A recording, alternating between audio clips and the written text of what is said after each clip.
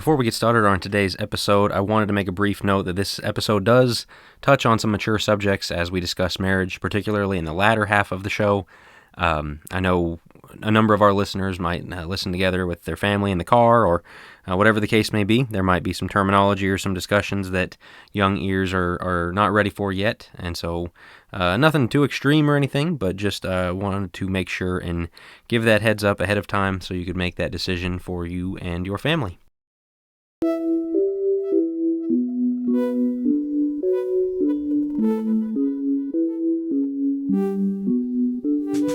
Welcome into the latest episode of the Think Deeper podcast. I'm your co-host, Will Harib, joined by Jack Wilkie and Joe Wilkie. We have got a fantastic episode lined up for you today. Before we get into that, there is a very important announcement that we have to make. You should be getting this on a Monday, April the 11th, but tomorrow is a very special day, and it is the birthday of our very own Joe Wilkie. He turned, well, you know what? I'm actually going to let him reveal his age if he so chooses. But early happy birthday to you, Joe. Hope tomorrow is an awesome day for you. Got any big birthday plans? Got any big birthday wishes? Fellas, I'm 28 at this point. A birthday is pretty much another day. So, no are you going to sing to me party or anything like that? My son would love a volcano party, so maybe I'll do that for him. He loves volcanoes. But no, I was talking to a guy at church yesterday. We had another on the 10th. We had a member whose birthday, and so we celebrated him. We were talking about when you get old, going out to eat for your birthday isn't that fun, because if I wanted to go out, I would have done it already and paid for it. So you have to pay for it, right? Exactly. If there's a gift that I really wanted 6 months ago, well, then either I got it for Christmas or I bought it myself. So yeah, at this point, it's kind of a day. I got a lot of work lined up, but that's okay. My wife is very good to me. And so if I were there, I would take you out, but I'm not. So same here. What do you mean take me out? Yeah, to lunch, you know. Okay. It's the thought that counts though, right? Would you hit me or, okay. Yeah, that's the thought that counts. You take me out. Also, as far as a special shout out to Will's new microphone. Now he's a silent partner. Absolutely. So. Hopefully I sound much clearer than previous episodes. And as far as singing happy birthday to you, Joe, I think our audience would thank us to not sing happy birthday. But hey, but it sounded really good on your new mic. That is true. Really that would be the litmus test for it. No, seriously. Happy birthday, Joe. Thank you. Thanks, fellas. Happy early birthday. Let's go ahead and get into our topic for today. So we are now on the third consecutive week in which we have devoted to pretty much discussing the idea of gender. 2 weeks ago, we looked at what is biblical masculinity. How has the world twisted, perverted masculinity? What does the Bible have to say about it? And then last week, we looked at the other side, looked at femininity and, what is the biblical value and role of being a woman? And we've, again, spent a good amount of time discussing both of those, the biblical value of both. And so with this third episode in this quote unquote series, you might say, we want to take a closer look at how these two things, masculinity, femininity, the roles of each gender, the value of each gender in general. We want to take a closer look at how this plays into the marriage relationship. We got to talking, kind of planning for episodes, obviously, and we decided it pretty much was impossible to devote a series a month to this discussion on gender without at least addressing marriage. Again, we've looked at each perspective, masculinity and femininity, kind of from an individual perspective. We've thrown in some things about marriage here and there, but we wanted to devote an entire episode to how does the value of masculinity, how does the value of femininity, their separate roles, how do those things play into marriage? And to preface it, to get us into the discussion before I kick it to the guys, hopefully most of our listeners will agree. I don't think this is a very controversial position, but within the churches of Christ today, to put it quite bluntly, we aren't viewing marriage correctly in the Church of Christ today. It's a very general statement, but as you look around, we're seeing in the Church of Christ in 2022, global, or should I say at least nationally in the United States, we're seeing more and more divorces. Divorce is becoming more and more prevalent within the church. For those that don't get divorced, you look around an auditorium on a Sunday morning, those that are still married are not exuding happiness or joy in their marriage. Again, you look around and you see a bunch of people who, sure, they might be married, they might not have gotten divorced, but they look miserable. They don't act like they enjoy being married. They don't act like they even wanted to get married. And then you've got the third element, the third piece of evidence as to the fact that we don't view marriage correctly in the church. And that is that young people today are choosing kind of to shy away from marriage. They're choosing to avoid marriage. They're choosing cohabitation. I'll just live with my boyfriend, girlfriend. I'll live with my partner. I'll, shack up with them, so to speak, rather than choose to get married to them. And I think a lot of that has to do with that second point that, we don't exude happy marriages. So young people look at it and they say, why would I want any part of that? But you see all of these things and it's sad. It's depressing even that the Church of Christ the church that in the book of Ephesians, we see marriage is supposed to be modeled after. We're not viewing it correctly. We're not exuding joyful marriages. Young people are not choosing marriage. And so I want to kick it to the guys as we kind of get this thing started. Why is it, do you think, that this has become such an issue in recent years? Why is it that young people are shying more and more away from marriage? Why is it that our marriages that do exist, that don't end in divorce, are not exuding joy? What's been kind of the things that you guys have noticed on that end? It's something that we've talked a lot about how we follow the culture, right? And the culture has seen marriage just decay in unbelievable ways in the last 70 years. Again, the introduction of cohabitation, the introduction of no-fault divorce, really the idea that you can kind of enter in and out of marriage as easily as you like. That divorce is not a thing that anyone enjoys, but it's an option that's in everyone's back pocket at all times. We do have couples, and I mean, we see people with strong marriages.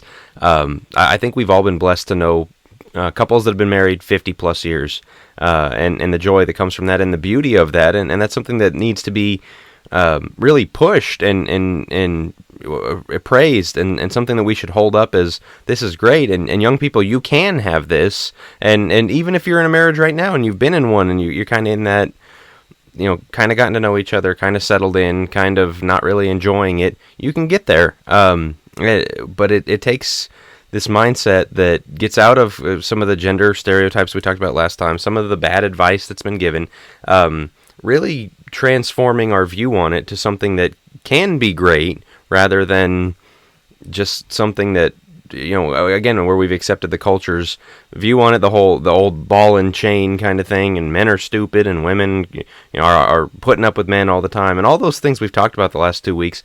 We got to break free of that and stop letting the culture tell us that this is a miserable thing. Absolutely. And what we want to do with this podcast is we want our listeners to recognize, yes, we are young guys. I think, Will, you've been married for 3 years, right? 3 years, yeah. I am at 5.5. Jack, you're coming up on 6, I believe, in July. No, we are not the marriage experts that have been through 50 years of marriage and are now imparting this grand wisdom. And we understand that. That's not what we're looking to do with this podcast. We're not coming from a place of on high. We're coming from a place of, look, what we're trying to do is see the things that we heard growing up about marriage, some of these myths, some of the bad advice that we have heard that has set us back, things that in the 3, 5, 6 years of marriage, respectively, for us, things that we've had to undo. And so the culture has wreaked havoc on Genesis 2.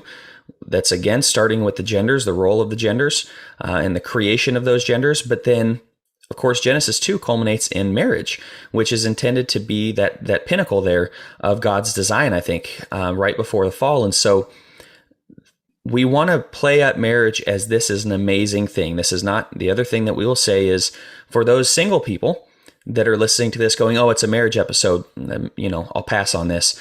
We're hoping that this helps you as well in saying, hey, don't believe, you may have heard some of these myths, some of this bad advice as well. Don't believe it. We're going to work through that in today's episode. And so, Will, I'm going to let you kick this off. Go for it. Before I do, I want to encourage everybody who's listening, at your local congregation, wherever it is that you worship, I want to encourage you, if you haven't done this already, look around at those who are faithfully married or have been faithfully married for, a good amount of time, 20, 25, 30, however many years. As Joe already said, we would not qualify for that. 6 years is what Jack is coming up on. But look around your congregation, find your elders, find your deacons that exude a happy marriage. Invite them over, take them out to eat and just ask them questions, hopefully prayerfully. It's not something that they would shy away from, but there are, to Jack's point, we can paint with a broad brush sometimes about the fact that we don't have happy marriages within the church. There are a lot of faithful Christian couples that do exude a joyful, a happy, a faithful marriage. And I would encourage you to seek those people out. Seek those people out, ask them questions, try to learn from them, try to gain their wisdom as well. Every congregation, again, prayerfully and hopefully has, at least a couple, has several couples that exude a happy and faithful marriage. So find those people and try to get wisdom from them. But to get into kind of some of the, as Joe brought up, the myths, some of the bad advice that we have observed, that we have received, even before we got married, transitioning into, being engaged to getting married. The first one that I want to jump to is kind of something that we brought up in some of the previous episodes. I believe it was the masculinity episode, about being kind of the nice guy. And we talked about how men are told, trained, taught now that they just need to be nice guys, that, don't really stand up for anything. Don't offend anybody. If your wife wants to do something, just be the nice guy, let her take the lead on that. Let her have it her way.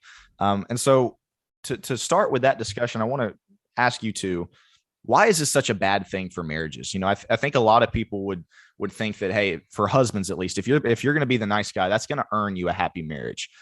That's probably some of the bad advice that many have received, or at least the impression that many have gotten. Why is that not true? Why is it that being the nice guy, despite what culture and everybody else will tell you, is not going to earn you a happy marriage? There's a... you go ahead. I'm sorry.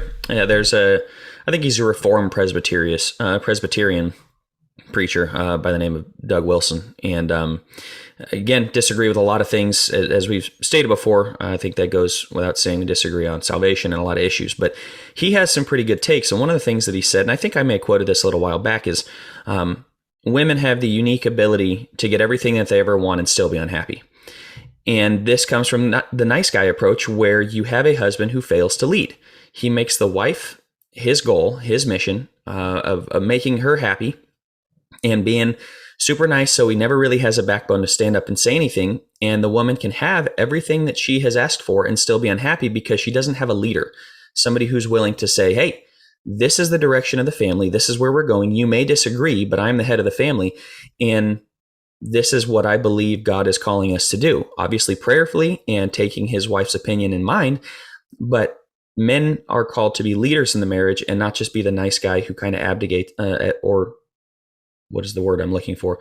Who passes on the responsibility to that to his wife. And it doesn't look like that initially, of him passing on the responsibility.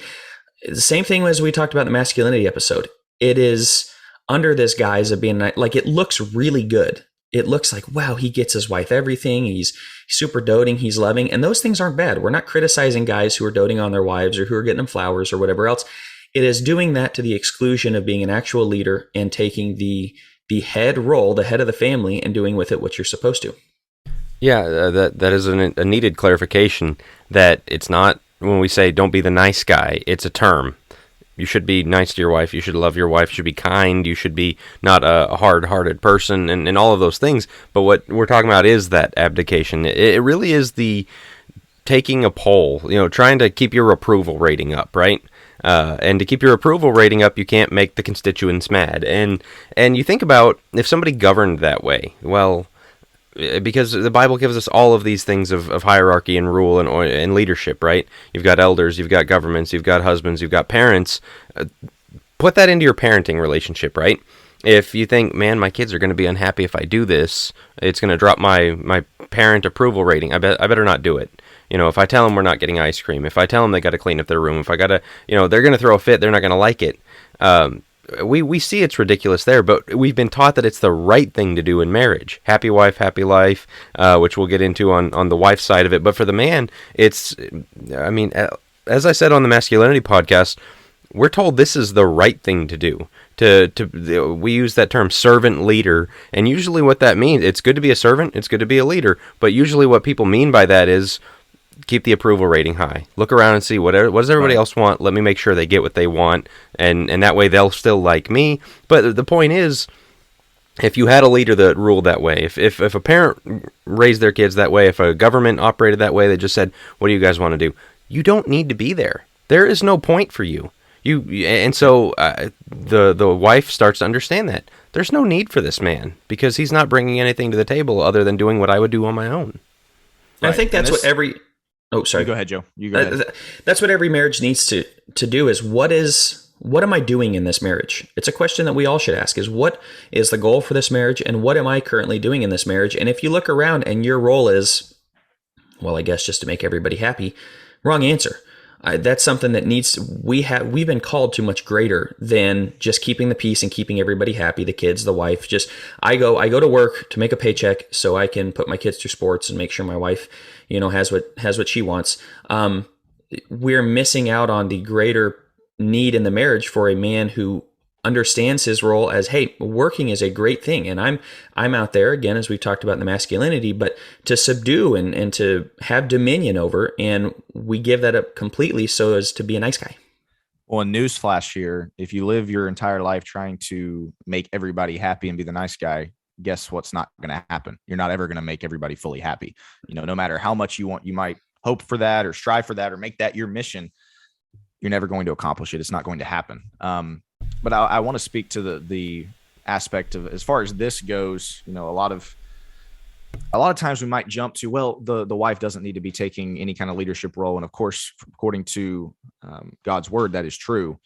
But how do you think our wives feel, metaphorically speaking, when they have a husband who chooses not to step up and lead, who chooses to just try to be the nice guy, who chooses to just try to, make everybody never take a stance that's going to make the kids unhappy, that's going to make her unhappy. You've got, the wife that ends up kind of running the household really because her husband won't ever do anything about it. And again, this is an issue that goes into both genders, but who does this ultimately fall on? The husband. It falls on the man.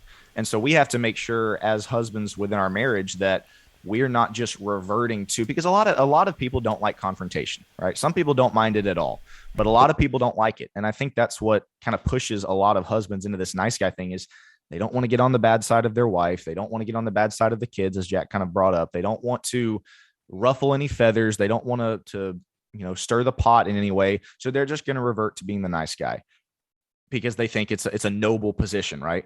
We can't allow that to happen. No matter, and that might work for a week, that might work for a month.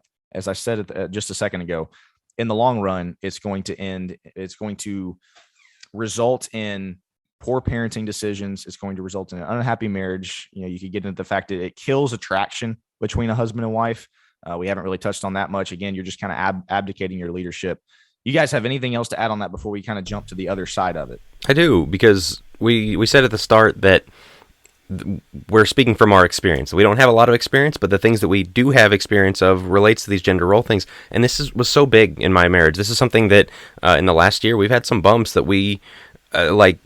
Learning this was a revelation to me because, as I said, we're taught be the nice guy. Approval rating, make sure that you're not upsetting people. And so that was my default mode, was looking and like, well, what do you want to do? Are you going to think poorly of me? Are you going to think I'm a jerk if I say that we need to do this? And my wife, I mean, you guys know Allison, a quiet and gentle spirit, quiet and submissive spirit, the First Peter verses we referenced before. She's that to a fault. I mean, she's a lovely woman in that way. And so she's not going to step up and say, we're doing this. And so I'm sitting back going, well, I don't want to hurt feelings. I don't want to step on toes. I want to just, what do you want to do? What do you want to do? We're not doing anything. And then that leads to a conflict of like, well, what are we going to actually do? And somebody's got to make this decision. And it's supposed to be me, but I'm thinking, well, she might not like me. She might be unhappy with me. Okay, let's figure that out when we get there. But somebody's got to do something. And man, this advice really, really hurt us. And it's something that, again, as we have found our way out of it and found our way to more biblical advice of the leadership structure and really what I'm supposed to do in this, we're a lot happier for it. And so this is from an experience. And this comes from, for those single people that are listening to this, and even to the married people. Are you enough on your own? Are you whole? Now, it's not good for man to be alone. We recognize that. But I also think this comes from a place of, the approval rating. I need my wife to like me. I need my wife to think high of me. And so we're not whole individuals entering into a marriage. We're kind of, you complete me. We take that approach, and this is what you get when you take a you complete me approach is I got to be the nice guy so that she likes me. You ought to like yourself and be liked by God. You are liked by God. And if you aren't stable in that, then you run to your wife to complete you emotionally to the point of like, I have to have her like me. Now, the respect is important. The respect should come from you being an entire whole individual. But here's a quick litmus test before we move on. For those listening, and this goes to myself as well, when's the last time you took a strong leadership position? Maybe your wife disagreed, a strong leadership position in the family, and maybe you had to tell your wife no. Or maybe you disagreed and said, this is what we're doing. This is the direction we're going. And it could be on something as stupid as going out to eat all the way up to big decisions that majorly affect the family. When's the last time you took the leadership role? And if it's been a long time and you realize that you have given everything over to your wife, I would say maybe look to make a change. Well, and again, as was already brought up, we're not saying be a jerk. We're not saying be a chauvinist. We're not saying never ask your wife's opinion on everything. But to Joe's point, we have to be willing to do that. Not that that's our default. Well, I'm just, going to mow somebody over to, to do what I want to do. To Joe's point, we have to be willing and ready to make that decision. We have to be willing and ready to, if it's in the best interest, spiritually, physically, whatever of our family, and there's a disagreement, you're going to ruffle some feathers. You got to choose to ruffle the feathers. You got to choose to make a ripple in the pond, so to speak. But I want to jump to the other side. And I don't know who I want to tee off first on this, because this is one that we've discussed quite a bit. This idea of happy wife, happy life. You hear that quite a bit, right? The idea that, you just got to do whatever you can do to keep your wife happy. Even when she's wrong, she's right. I remember we got, for when Rachel and I got married, we, I think we still have them too. We don't pay much attention to them, but we got 2 pillowcases, and, the one that was on my pillow, it said Mr. Right. And then the one that was on hers, you guys can probably guess, said Mrs. Always Right. And, that's harmless, right? That's just something kind of cheesy, but it speaks to this notion, this idea of, again, your wife's always right. Just bow down and apologize, keep the peace with her, make sure that she's happy and you'll be happy. Guys, what's the problem with this? Again, I don't know. I'm gonna tee off Jack first, because Joe could probably go about 10 minutes on this one. Jack, what's the problem with this idea? So the problem here is it's the mirror image of the nice guy problem, right? The nice guy is told seek approval, make sure you're keeping everybody else around you happy, and don't ever ruffle their feathers, and that gives the woman the space to take the lead. It's telling her, this is all about your happiness. Happy wife, happy life. If mama ain't happy, ain't nobody happy. And it really kind of gives women the license to make everybody miserable if you're not getting your way, to kind of throw a fit if you're told no, if your husband is not being the nice guy. And really, I mean, honestly, there's jokes about these kinds of things, but these are real life things that happen, of withholding sex or the silent treatment, things like that, of I'm going to punish you if you get on my bad side. And we joke about these things as if they're okay. That's horrible. A lot of times from the pulpit. Yes. Maybe not a lot of times, but yeah, you hear them from the pulpit as well. Yeah, and again, it's accepting this framework that the woman is really in charge. Because you can say the man has the leadership, but if he only has the leadership when he's got her approval, then he doesn't have the leadership. She's the one running the show. And that is just going to create misery for everybody. And all jokes come from a place of truth, do they not? Like the idea of the happy wife, happy life. Even when she's wrong, she's right. Right? That's a quote unquote joke. If there wasn't some semblance of truth to that, it wouldn't be a joke. You don't make jokes about incredibly outlandish things that nobody thinks it's tied in truth. You probably remember, whenever you were engaged and, telling people you're engaged, oh, that's awesome, congratulations. You would hear things like, you got to learn 2 phrases, yes, ma'am, and I'm sorry. You'd hear that from guys as if that's pretty much your only options when it comes to marriage. And it just really paints it paints marriage in general in a negative light. Let's be honest for just a second. Guys in general, this is, I would say, a kind of a human trait, but specifically guys don't really love the idea of authority, right? We don't like the idea of being detained, kind of being boxed in. Well, when we view marriage in that way, just say, yes, ma'am, and I'm sorry, you're just going to have to learn those phrases. It makes sense that we would begin to view marriage, maybe inadvertently, in a negative light, right? we're just going to have to, bow down to our spouse and never really be able to go out and take a lead on anything. Again, that's the problem with this idea of happy wife, happy life. Just apologize. Whatever you say, honey, that's the issue here. This is something that Christian women have to rein in, because societally, they have all the cards right now.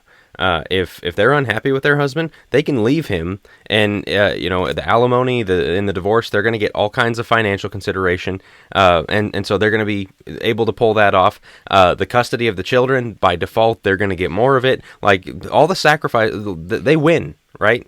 And so that's something that women use a lot, and that's a card that they have, is basically, well, if I'm not happy with this, I can walk out of it and get everything I want. I can win the divorce almost every single time. And I mean, there's a online community of men I think it's called Men Going Their Own Way, where they basically say they teach young guys this. Look at this. Look what happens if the woman gets mad. She can blow up your whole life. Don't get married. Stay away from women. It's not worth it. And it is a large thing of people saying that. And on the one hand, you can kind of understand it. If there is that threat of, she can ruin my life and I can't have any recourse about it, why would I do that? That's the beauty of Christian marriage, is leaning in and saying, I'm going to be a good husband. I'm going to support. I'm going to be a perfect husband, but I'm going to be a good husband. I'm going to love and support you, and I'm going to lead you where I can. And the Christian wife saying, I have all these things at my disposal, all these tools. I will not use them. I'm going to lay all of this down. I'm not going to use the silent treatment. I'm not going to withhold sex for punishment. I'm not going to, all of these things that women are taught, you can do this to get your way. It's saying, I'm not going to do that. And that community you're talking about is growing by the day, because more and more guys, I just spoke with a guy the other day, Christian brother, who is nearing 30, and he basically was like, I won't get married. And I was like, man, that's really sad. Well, he kind of goes with some people like Paul are given to being a single man. And I think that's what I've been given. I said, hey, good for you, but why? And he basically said, it is way too much problem. It's just it's such a struggle. And how sad is it that marriage hasn't been modeled enough for him to see the beauty of it? And it's because Christians don't understand the beauty. The other thing that gets me about this one is the choose your battles. Choose your battles, choose your battles. And what that means, though I'm not completely against the concept, what that typically means is bow down. Choose your battles. There are going to be some battles that are worth it. And don't take a stance on this one. Right. I've never met a guy who had a battle that he thought was worth fighting because, well, it might upset my wife. And when I'm in the doghouse, and how many times do you hear doghouse terminology? Enough. Knock that off. He's sleeping on the couch tonight. Right. He's sleeping on the couch. That is ridiculous. Husbands, if your wife ever kicks you to the couch, you've got a serious issue. You need to fix that marriage immediately. That is not appropriate. Women, to the women out there, if you ever exercise that authority over a man, you are in sin. And men, if you bow down to it, I think you're in sin. Yes, I'm coming on strong. That boils my blood that people think that this is appropriate. And why do you think there are guys in the church, like the guy I spoke with the other day, who's 28, 29 years old, telling me he's never going to get married? Because this is what's modeled for him. I don't want to have to sleep on my own couch. I'm not going to. I'm the head of this marriage, and we're going to stay up until 3 a.m. and work this problem out if I have to. This idea, choose your battles, just sets me off. I have a thing in my marriage, and yes, we're coming at it. Look, young guys, again, I don't want to have to continue to repeat this because people are going to go, well, what do you know about it? You've only been married for 5 years. I would believe that a solid 5 years, a solid foundation, and somebody, not to pull out my credentials here, but I provide counseling for people that have been married for 5, 6, 7 times as long as I have, and help them through their marriages, because theoretically this makes sense. And if you do it theoretically, it will work. So you say, but choose your battles is more real life. It shouldn't have to be. Look, everything, I have a 15-minute rule. If I'm thinking about it 15 minutes later, I will talk to my wife about it. I will bring it up. And she does the same thing. If it irks us, 15 minutes later, I'm still thinking about it. Let's solve it, because I don't want to. If you don't, correct me if I'm wrong, bitterness sets in. Right? Bingo. Exactly. Bitterness sets in, and you have people with years of bitterness because, well, I don't want to upset the wife. Or she even does the same thing and she's quiet and doesn't talk about because there's this imbalance in the marriage it's just this myth that if people are upset in the marriage, it must not be a good marriage. And that's not true. Nice guyism teaches you, bottle it up. You know, it teaches you not to do the 15-minute thing. It's you're mad at her, but yeah, if you confront her, it's going to be a big problem. She's going to be mad at you. She's not going to like you. She's going to hold a grudge against you, whatever else. So don't do it. And as you said, it's building bitterness in you, and then in her, you know, she's doing whatever she wants. Maybe, you know, there's a selfishness there that needs to be checked. And because the other thing that kind of goes along with the nice guy thing and happy wife, happy life is, and this is a view that some people genuinely hold, is if there's something wrong with the marriage, it is the husband's fault. And to fix it, we have to fix the husband. Well, husbands are sinners. They need to be fixed. They need to repent of things. They need to change. Women are sinners too. They need to repent. They need to change. They need to grow. And all of these things lead to very bad outcomes for her, very bad outcomes for him, very bad outcomes for both of us. Well, and I would just ask before we move on, if you're married listening to this, or even, as Joe said, single listening to this, ask yourself the question whenever you do get married again, or if you're already married, do you spend more time walking on eggshells trying to not upset your wife or leading your wife? That's the difference. You got a lot of guys who, again, they'll go throughout their day, they'll go throughout their week. What decisions can I make that will not upset my wife? What stances can I take that won't? Again, not saying you need to set out to tick her off. That's not what we're saying. But you have to set out to say, I'm going to lead this family. I'm going to lead this marriage. I want to get to the next. I want to sum that up real quick. I can actually do one real quick because I usually don't. But both of these points come down to one thing. You both need to be looking to, what does God want? What does God approve of? What makes God happy? What pleases him? Not what pleases them, not what's going to keep my approval rating up. What pleases God? And if the husband's doing that, he's going to make the right decisions no matter what she thinks about it. And if she's doing that, she's going to submit even if she doesn't really want to. And I think that kind of wraps up everything we said there. And I would add one more thing. Think 20 years down the road. I'm 5 years in. Think 20 years down the road. Is what I'm doing today going to benefit my marriage in 20 years? Is it going to make it stronger or weaker? Is my bitterness going to grow over time, or is it going to lessen over time? And right now, the hard decision would be to maybe have that conversation you don't want to have because it might tick her off. But you know what? In 20 years, you'll be thanking yourself when you guys have a really strong marriage built on solid communication. So play the long game as well and think about, where is this leading? Am I going to be divorced before 25 years of marriage because my bitterness is a mile high? Therefore, we can wrap that one up because, I could go off on that one for a long time. Will, take us into the next one. Yeah, Jack was brief. Joe, not so much. Never. You know me. You know me. So I want to jump to kind of this idea of just the general pessimism that is surrounding marriage. And this is one that I think us as young guys can certainly speak to, just because we went through this, in my case, 3.5, 4 years ago, in Joe and Jack's case, a little bit longer. But just kind of the comments that people will make, whenever you are first getting engaged, or the comments that people will make when you first get married. Me and my wife would hear this quite a bit. Oh, you two are just still in the honeymoon phase. We'd be 6 months or a year into marriage, and, we'd want to sit by each other at a restaurant, something simple like that. And you would hear that, oh, that isn't that cute. They're still in the honeymoon phase, as if the idea is, hey, just wait 10 years and you're not going to want to sit by each other. Little stuff like that. We would get excited to see each other whenever we'd walk into the room. Older couples, in my opinion, especially, can be guilty of this. Oh, look at that couple. They're still in the honeymoon phase, with the implication being that romance, affection for your spouse is supposed to end at a certain point. Me and Rachel, and this might be something that people listening are going to roll their eyes at. We are dedicated to making the honeymoon phase, in quotes, last as long as we possibly can, last for our entire marriage, Lord willing. But you've got this implication that's out there that, hey, give it 2 years, give it 5 years, give it 7 years, and you won't be in the honeymoon phase anymore. The romance will stop. The affection will stop. Just the wanting to be around each other will stop. Guys, speak to that for just a second. Again, we've heard that quite a bit from older couples within the church. This just it's sad to me to hear older couples within the church say things like that. And I know they don't mean any harm by it. Typically, it's not malicious, but it does. Again, it gives the implication that, hey, you're not going to want to be around her after about 7-10 years. Once again, all these jokes are based somewhere in truth.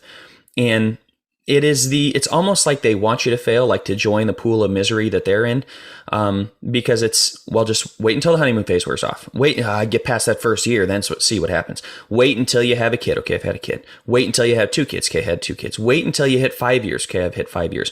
So I still love my wife. I'm not, I don't hate her guts. Is it at 7 years? Is it at 10 years? Is it 3 kids, 4 kids? I mean, at what point am I supposed to start hating her? It hasn't happened yet, and I guess I'm just waiting for it to hit any day.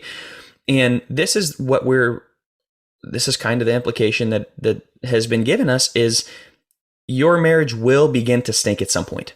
And settle in, try to enjoy the good days. You'll have the glory days to reflect back on, and that'll make for some nice weekends. You'll have the wedding day and everybody's like, all right, it's all downhill from here. Stupid stuff like that. Right. And what are we trying? That's my question, I guess. What are we trying to accomplish with that? What is the, other than, making a quick joke at really our wife's expense or our husband's expense, making this joke, what is the intended purpose of that?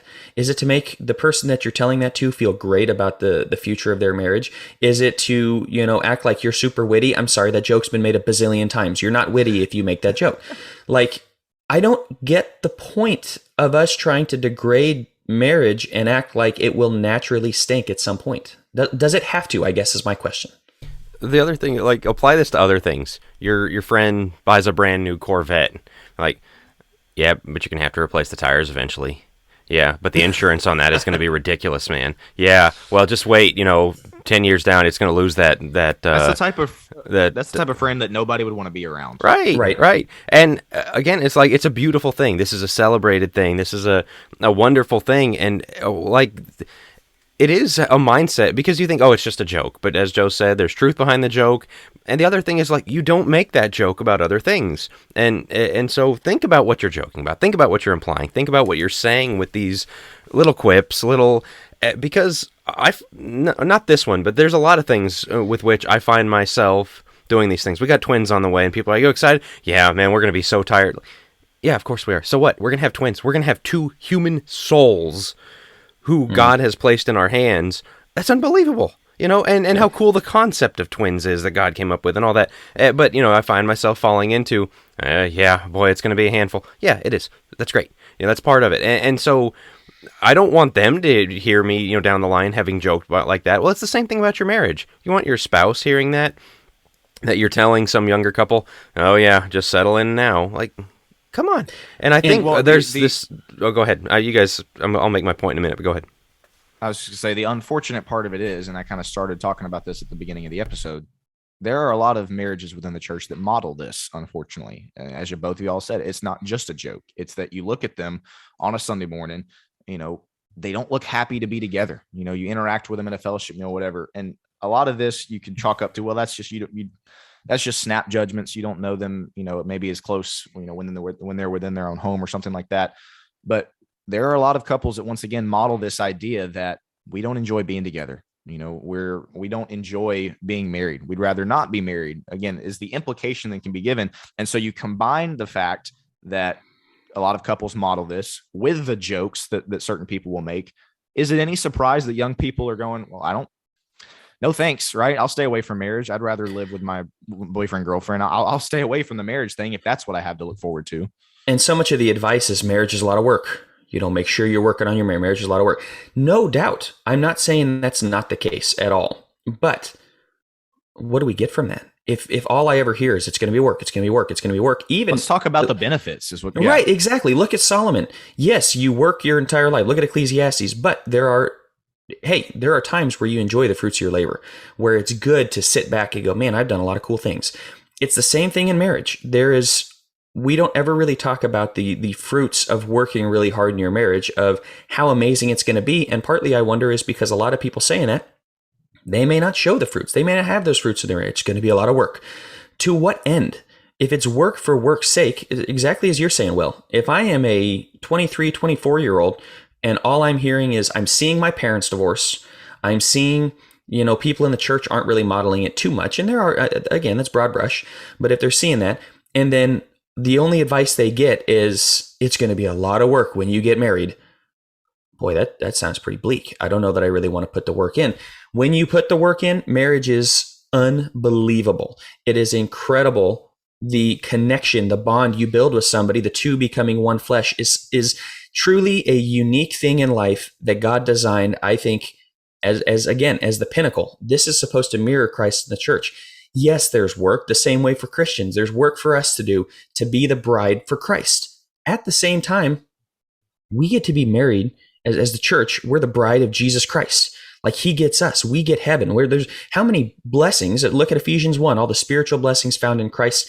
Ephesians, before it ever hits Ephesians 5, spends the first 3 chapters on the doctrine talking about how great it is to be a Christian, how great it is to be one with Christ and to have the Holy Spirit itself inside of us as our seal of redemption. So take a solid foundation doctrinally and then apply it to, yes, you are the bride of Christ and you're to walk in a manner worthy of the calling with which you've been called, right? And Ephesians 4 and 5 and 6 get into that based on the positives that we already have. Same in marriage. Yes, it's a lot of work. There's a lot of things we need to do, but it's based on the doctrine of this is an incredible thing God has blessed us with. And when you miss that part, all we get is marriage is a lot of work. Man, what a bummer. Are you guys familiar with the term normalcy bias? Yeah. So Yes. the visual representation of it is kind of that "this is fine" meme. You know, the room's on fire and the little dog's saying, "Oh, this is fine." And we live through things like that all the time. And you know, I've seen people get like knee replacement surgery, and they put it off for years and years and years, and they get it, and they're like, "Oh wow, why didn't I do this 10 years ago?" Like I just thought it was I had to live that way, but wow, it's better this way. I think marriage goes through that as well. How many Christians you see, and I have to applaud Christians who have committed, we're not going to get divorced. We shouldn't get divorced. God doesn't want us to divorce. We're not going to get divorced. And so they think we have to stay in this, where people in the world would get divorced because they're miserable, they're not enjoying it. They're saying we're not going to do that, and so they're going to sit in the room that's on fire and say this is fine. And just carry on that marriage that they're not enjoying, the spouse isn't enjoying. There's kind of a mutual hostility. There's snide remarks. There's constant little skirmishes rather than all-out fights. And you're just kind of, again, that misery. And the normalcy bias sets in, thinks this is how it has to be. And I guess I'm just going to live this way. Don't do that.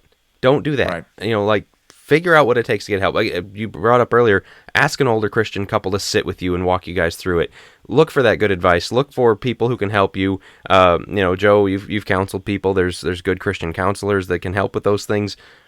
Don't accept that, and especially, more than anything, don't pass that on to somebody else and say this is how it has to be.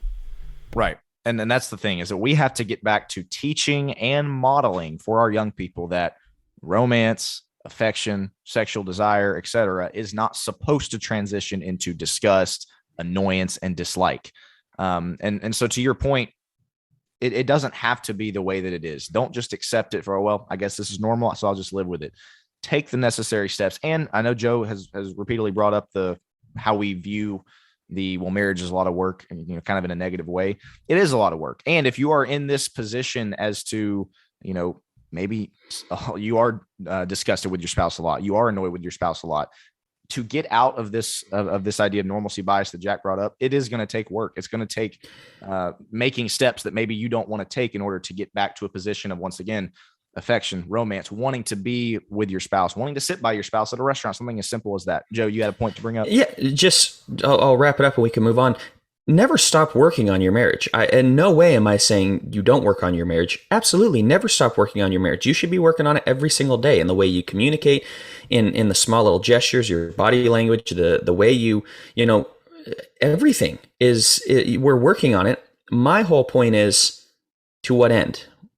The work that I put into my marriage every single day is creating something that is inexplicably beautiful in my life. I love my wife to death, and we have so many good days together. Do we have our bumps along the way? Absolutely. Do we have our bad days? Absolutely. That's something that we work on, and it creates, again, just a beauty that really is unmatched by anything. That's what I want our hearers to hear, is keep working on your marriage. I'm not saying don't, but recognize what should be coming out of it. And if you're not seeing the fruits of that, maybe address that in your marriage as well. I want to jump to, I was going to save this question for later, but I want to go ahead and get your guys' thoughts on it now. And it's this idea of individualism within a marriage. So something that I've observed as somebody whose peers are starting to get married and, you know, be 2 or 3 years into their marriage, unfortunately, a lot of what I see early on in marriages, maybe midway through marriages, is that the husband, the wife, they no longer are working on themselves, if that makes sense. So obviously from God's word, we know we're called to be one flesh, right? Husband and wife, you're no longer just two individuals. At the same time, personally, I will see husbands, I'll see wives who don't really take care of themselves physically anymore. Fitness goes out the window, nutrition goes out the window, exercise, bettering themselves, broadening your horizons. That stops at once the wedding vows are said for a lot of people. And it's not just the physical side, it's the within the relationship side. The romantic dates kind of stop. The random, hey, I bought you flowers stops. The special notes for your spouse, the thoughtful gestures, those things kind of go out the window a lot of times. Once the wedding vows are said, we quit exercising, the nutrition stops, we quit writing, our love letters, we stop the thoughtful gestures. Speak to that for just a second. Why do you guys think that is? Because that's another aspect of, again, just kind of the things that we've observed. We don't have the 15, 20 years of experience, as has been stated a million times already, but we have got to do a better job, in my opinion, of making sure that, yes, we understand we're not just two individuals anymore, but that doesn't mean that we stop working on our own individual selves. Yeah, nobody would put it this way. It's just kind of the practical implication of, I've got you now. You're under contract. What are you going to do? We're all sports fans. We have the term the contract year, where a guy's contract is going to expire, is always statistically the best year of his career. I mean, he gets in the best shape. Crazy shape. Oh, yeah, and just comes in and puts up a huge year and then comes to the table like, all right, where's my money? Or if you're not a sports fan, politicians. Politicians on the campaign trail are amazing. The minute they take the vow and go into the oath and they go into office, different guy, right? Different person. Don't be that within a marriage. And I think you brought up it's the one flesh thing. And you are one flesh, but as you said, you still have yourself to work on. And it's carrying your part of the weight. You are part of this new creation, this new one flesh that God has brought together. But if one side of the body slumps, that is a serious, diagnosis. That's a big problem. And so determining, I'm going to do my part. And one of the easiest things to do is look over and say, they're not doing their part. Why should I do mine? The minute those frustrations come in, the minute that work starts that we talked about, where maybe they do something that annoys you, maybe, all of these adjustments that you have, learning to live with somebody, learning to share a life with somebody, learning your roles, learning to fit together in that way, the easiest thing to do is go, I don't like this. This is hard. I'm not going to buy flowers anymore. I'm not going to take care of myself. I'm not going to bring the best me to this whole thing. I'm just going to mail it in. And to the opposite of that, when they say, well, they accept me for who I am, they accept me already, it can be really tempting to go, oh, I'm accepted. I feel really good about, like, my spouse is telling me that me being overweight doesn't bother them at all, that they find me just as attractive. And so it may not be to the negative end of things as much as there's a real positive, warm glow of like, man, my spouse is accepting me. And you stop growing because, to your guys' points, this idea of the two becoming one flesh doesn't mean that you don't work on the individual. And that, because what I would challenge those that might say, and I don't know how many people would say that, but if they said that, I'd be like, what does the one flesh actually mean? And wouldn't you want that one flesh to be in as good a shape as possible, to be, as loving as possible, to be as doting as possible if you're going to become one flesh? So what does that tangibly mean? Two individuals have to give their very best individually to make the best individual, the two becoming one flesh. And so, yeah, to that point, even if your spouse is accepting of that and says, oh, I find you just as attractive, to me, you kind of owe it to yourself. And I'm speaking to myself just as much here. I'm not in the greatest shape, and there are things I definitely need to work on.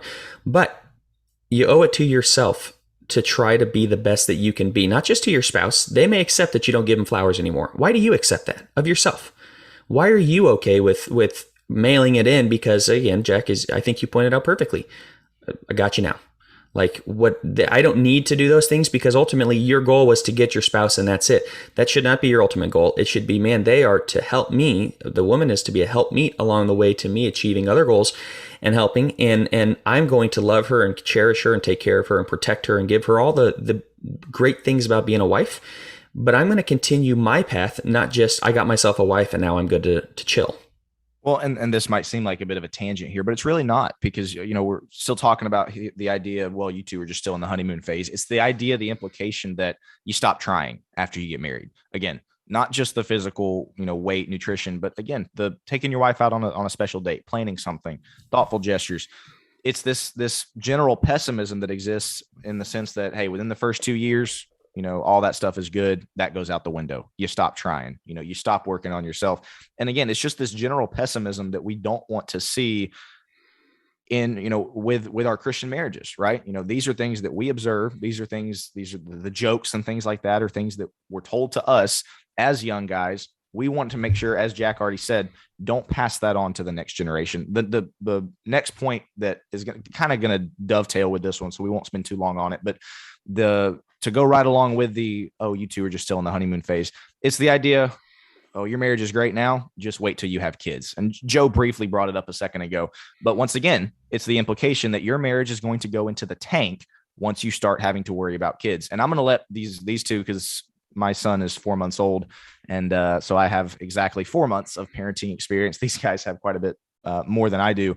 But speak to this idea for just a second, that it results in a lot of people viewing their children, viewing kids as a burden, as a hindrance, as an obstacle to having a good marriage. Just horrible advice, just horrible myths associated with children and marriage. Speak to those for just a second. Jack, you're about to be a dad of 4 and of twins. I'm going to let you answer this one. It's a real thing, though, that it's an adjustment. I said, on this one, we're speaking from what little experience we do have. We had our little girl come a few years ago, 4 years ago, shook our lives up. I mean, your sleep changes, your habits change. You can't just hop in the car and go run somewhere and do things. And yeah, that was something I had to learn. My wife, she's one of those women that was just a natural born mother, just does so many of the things so well.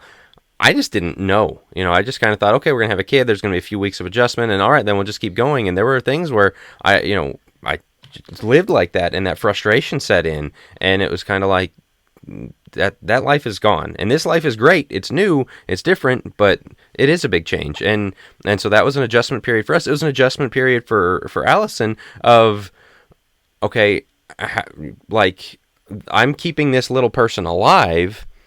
What is my identity beyond that? Am I, basically, like, I'm an extension of her almost at this point. So that was an adjustment of almost like losing her identity as a wife, because now she's full-time mom. And, these are the psychological things that we have to work through. And I had to learn to give room for her in that she's working through all this. And so my expectations of her, it's not fair of me to put demands on her, expect her to be the exact same person or give as much attention to me as she did before, because look at the time, that she has for it and things like that. And so, yeah, I mean, I'll just be honest with it. It really shook us up. The second time comes along, I feel like we do a little bit better with it.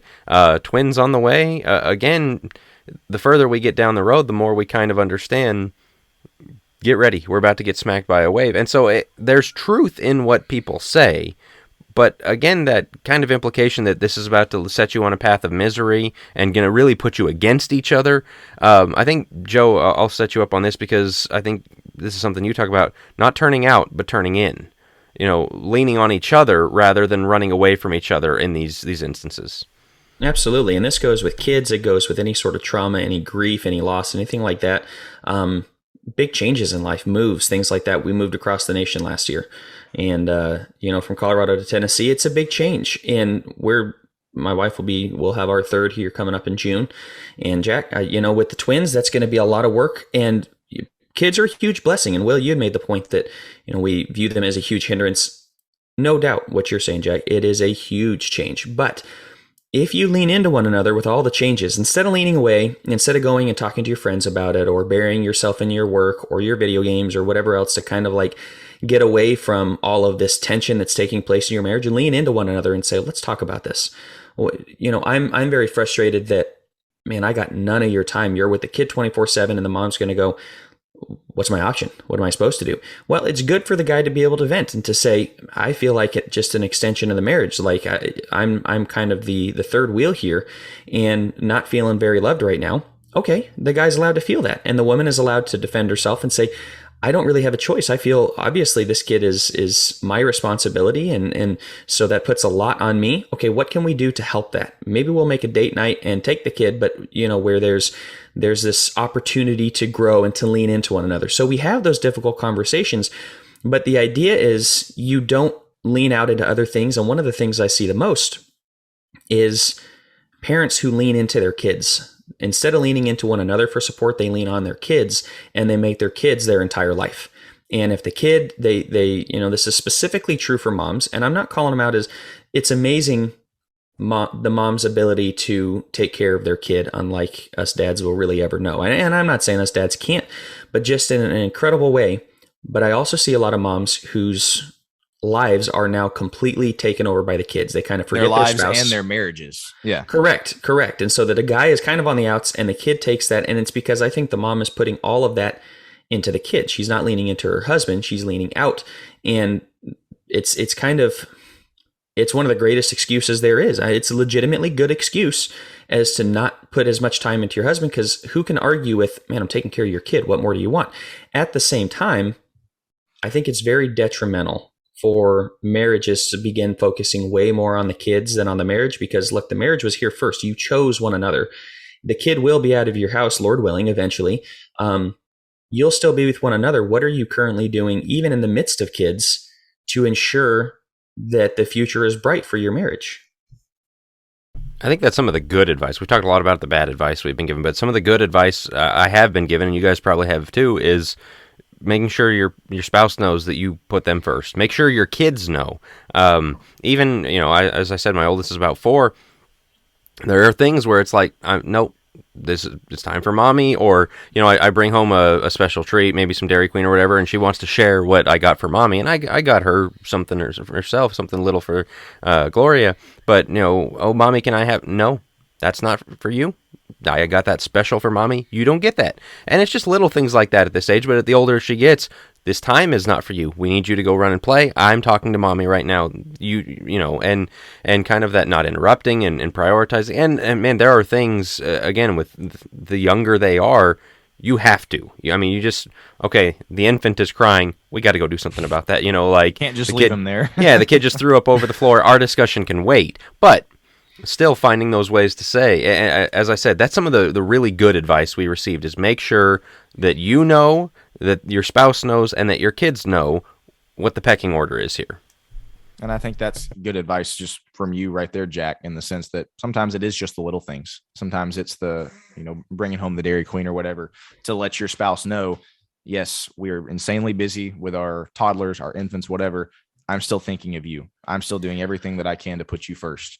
Will, you are the one that is the most recent dad, Jack. You're about to take that role, but Will, you've got a 4-month-old, cutest little kid there is. With Jackson coming into the picture, mm-hmm. How have you and Rachel stayed close, stay connected during this time? Well, part of it is just so easy because he's just so darn cute that, you can't get mad at it. But no, I think for us, one of the biggest things that we understand is, yes, our lives have changed. And that to Jack's point, we can't just stay up till 11:30 and doing the things that we want to do all the time. We both acknowledge, yes, there's an adjustment that we both have to make. But as far as your question of how have you guys stayed close, we view him as, this is sound weird, but kind of like our new hobby, right? Like we enjoy going and getting him up in the morning out of the crib. And we enjoy, taking him places and doing things with him where we're still together. We're still going on dates with him, right? So to speak. He's our chaperone now. No, but we're still dating in a way. We're still, enjoying our time together. We've just added him along. And I think one of the things that is going to be huge as he gets older and as we continue to kind of adjust to this new period is just making sure that our lives don't revolve around him. As y'all have already said, yes, there are a lot of things that we have to, we've got to make sure he gets food. We've got to make sure he gets nourished. We've got to make sure he gets to his doctor's appointments. We got to make sure that he gets to sleep, all these things. At the same time, we're not going to make our lives constantly revolve around him, if that makes sense. And you're doing it. You spoke beautifully. You're doing it together. The things that, right, as much as you can, and I realize there are dads that work and even moms that work, and it's just difficult sometimes to make that happen, but prioritize the things that you naturally have to do for your kid anyway. do it together, getting them up in the Yeah. morning. Make that a tradition. I love that point, Will, of doing it together. And But this all cycles to that where we just started with all this. Just wait till you have kids. Like, yeah, use that as a blessing to grow closer together. Not, Right. It's not the curse that it's being made out to be. Right. All right, so let's get into, and fellas, I kind of want to do maybe just a rapid round on these. We got a few more bad pieces of advice. We could get into each one and go on for a long time, but there's a few more that I really want to get into. And the first, we'll just come right out and say it, is give him sex and he'll be happy. This myth that, and I don't know, we don't explicitly hear this maybe, but things very much along this line of like the guy will want sex all the time, and the woman's job just to keep her guy happy is give him sex, and that'll set him on his way and he'll be fine. And, he needs to just make sure that he kind of, again, more of the nice guy stuff. But the way to make the guy perfectly happy with you is be available for sex 24/7 when he wants it every day. Just do it. And why, I guess, is that bad advice? Well, to me, yeah. Sorry, Jack. I was Go going to say, ahead. to me, first of all, it creates a very selfish mindset, right? It creates, rather than, sex being something beautiful for two people for intimacy, it's, well, that's what he wants. And, so I guess I'll just make him happy in that way. It's just, to me, it fuels selfishness. If that is your mindset of, well, that's what he's wanting, I just want to keep him happy. So there you go.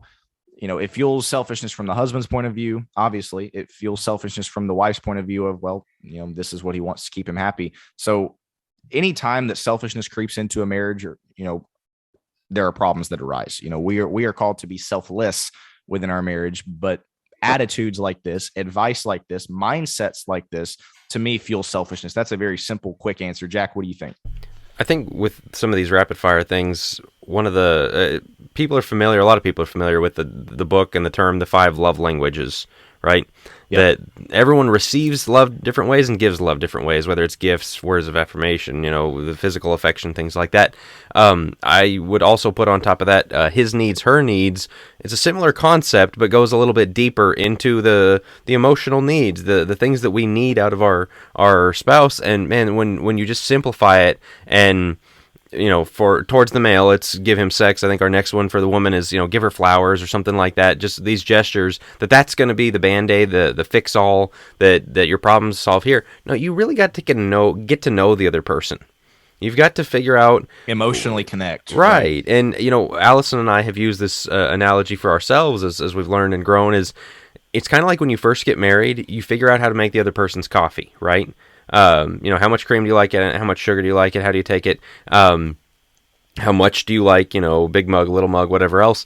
And you learn that about the person. And so then you can do that nice thing for them. The next time, you can go make them coffee. You've learned that about them.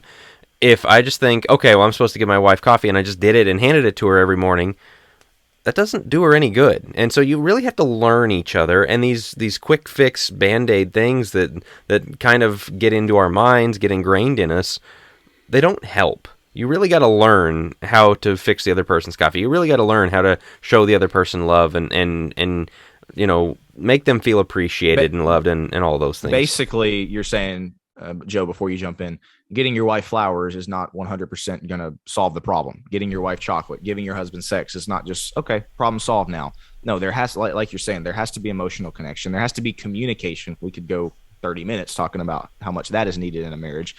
The flowers, the chocolate, the sex, whatever, is not just going to be snap your fingers. All right, we're good to go now. We're all individuals, right? And all of these things are like one size fits all. And right. That honestly is an insulting thing. Is you think, oh, you can just do for me what you would do for any other woman in the world if you were married to her, or any other man in the world if you were married to him, and that'll make me happy. You got to know each other. You got to work these things out, and that's just kind of some of the bad cultural advice that gets in our head. And there's this great myth that women are more emotional than men. Like, men basically have no emotions. Women are more emotional. At the same time, that often leads to, well, guys just don't have emotions, and their main emotion is sex. That's not an emotion. And yes, guys are highly, highly emotional. I have a theory that I think has played out just in the small amount of research that I've done with the clients that I've worked with. The guys who are taken more care of emotionally have less sex. I've seen it across the board. When they are in a fantastic marriage, the guys that want sex every single day are those they never connect with their wives. Their wife never listens to, maybe some of the stuff that they have going on. They feel the need to, okay, I got to be there for my wife emotionally, and I get sex out of the deal. That's terrible. You need to be there for each other emotionally. Be there for your wife emotionally. Absolutely. Is she there for your emotions? And most guys don't know that they have emotions other than happy and angry. If you're a guy listening out there, I would Google emotions wheel and just for a week, print one of those off, and for a week come home and see how many different emotions, dig deep, see how many different emotions you felt during the day. Because my guess is it's a lot more than happy and angry. Get into your emotions, let your wife know of your emotions. There's a great thing for addicts that we use called Fanos, Fanos. And that was the guy on Avengers, right? Thanos, yeah, exactly. According to my 3-year-old, yeah, that's how he'd say it. And yeah, exactly. So when you snap your fingers, no, just kidding. But the idea of Thanos it is for addicts, and the S is sobriety. Have you been sober? But I think it's a really good thing to start the day. I believe it's feelings, affirmations, needs.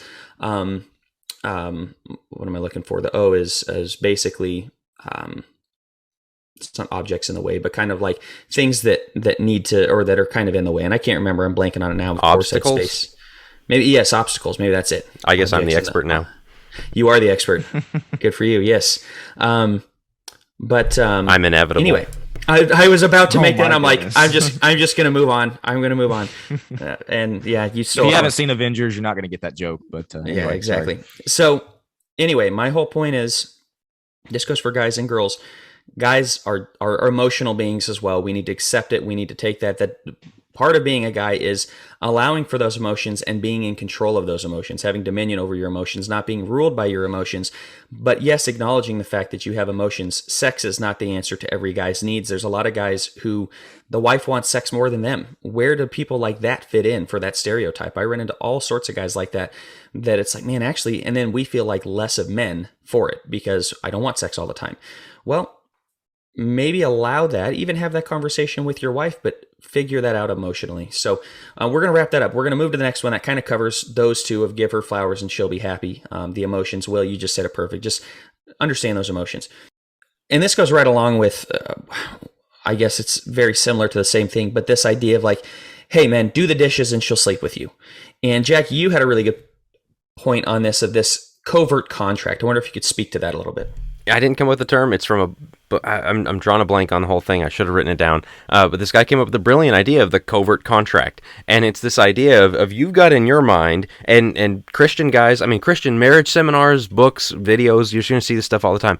Husbands, there's nothing sexier to wife than a man doing dishes or vacuuming the house or, doing those chores. And if you do that, she's going to really want you. That's not true. It's a lie. It is the stupidest thing in the world. That you should do the dishes, you should help around the house, you should do those chores. But when you do it, it's so dishonest and it's so hurtful to your marriage when you think in your head you've got this contract that says, I do this, she's going to give me what I want. And then you do it, and she goes, cool, he did the dishes, he vacuumed, that was really nice of him. And that's all you get out of it, and now you're mad. You did your half of the bargain, and hers wasn't. How would she know? That was an unspoken expectation, and it really annoys me. It drives me crazy. This advice is everywhere. Husbands, just do this. As I said, nothing sexier to a woman than a man who's in the kitchen. Stop saying that stuff. And stop teaching guys to act in that way that says, I'll do my part and she'll give me what I want. That is so detrimental. There's also kind of this idea like sexual tension in the marriage is just a natural, that there will always be the guy that it's such a trope, even on TV shows, of what can I do to get the woman in bed? If it's doing the dishes, if it's basically me, doing everything that I wanted her to do or whatever it may be, and really her domain in the house, I'm going to do all of that for her, and that way she'll want it. Or I'm going to cook the meal. You're setting up these covert contracts. Just a million things of, if I'm a good boy, I'll get what I want, and I'll deserve it, and she'll know it, and she'll get what's going on here. We're not mind readers, and that's so unfair. And it all ends in sex. Every single time for the guy. It all comes down to he's just doing whatever he can to try to get sex from his wife.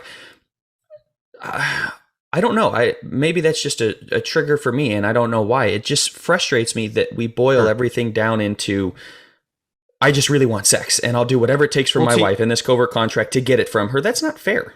well, to your point, we discount the emotional side, the emotional connection. Right. I love I think it was the movie Fireproof, which has been out for goodness, 15 years probably now. But it was the idea of, hey, once you get married, don't stop studying your spouse. Don't stop trying to learn about them. Don't stop trying to emotionally connect with them. It's not, and again, you see this a lot where you go on dates, you just really enjoy talking to them, getting to know them. What's their favorite type of music? What's their, get top 5 cheeseburger restaurants, just kind of dumb stuff like that. But because you want to emotionally connect with them, you want to know those things. That doesn't and shouldn't stop after marriage. You should continue to try to learn. You should continue to try to emotionally connect. And I think sometimes, again, that just gets discounted. That kind of gets thrown out the window once the wedding vows are said.